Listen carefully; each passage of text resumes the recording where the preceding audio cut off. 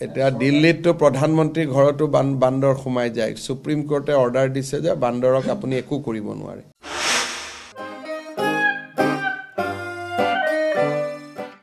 এতিয়া কি কৰিব বান্দৰখিনি মইতো বান্দৰ মাৰিব নোৱাৰো গতিকে আপোনালোকৰ পৰাই পৰামৰ্শ খুজিম কি কৰিব লাগে দিয়ক মই ৰূপায়ণ কৰিম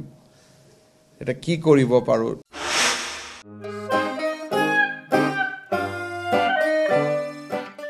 বান্দৰক এতিয়া কলো নহয় দেখত এতিয়া মই মুখ্যমন্ত্ৰী সুপ্ৰিম কোৰ্টৰ অৰ্ডাৰৰ লগতো মই কাজিয়া কৰিব নোৱাৰো সুপ্ৰিম কোৰ্টে অৰ্ডাৰ দিছে যে বান্দৰে ধান খালেও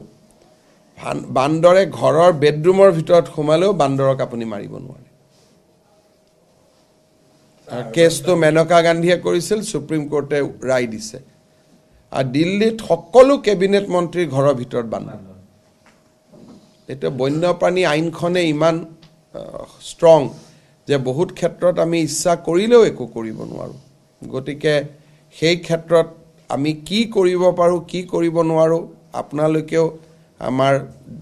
বন্যপ্ৰাণীৰ ওপৰত জনা সকলৰ পৰা কিবা পৰামৰ্শ ল'ব চেষ্টা কৰক মইও কথা পাতিম কেতিয়াবা কয় যে হলো বান্দৰৰ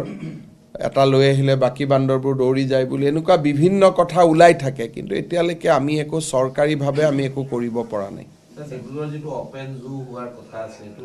কাম চলি আছে এইটো মানে ইয়াৰ প্ৰসেস জু বনোৱাটো বহুত টান দিল্লী যায় বহুতখিনি ক্লিয়াৰেন্স লাগে কিন্তু আমাৰ প্ৰক্ৰিয়াটো চলি আছে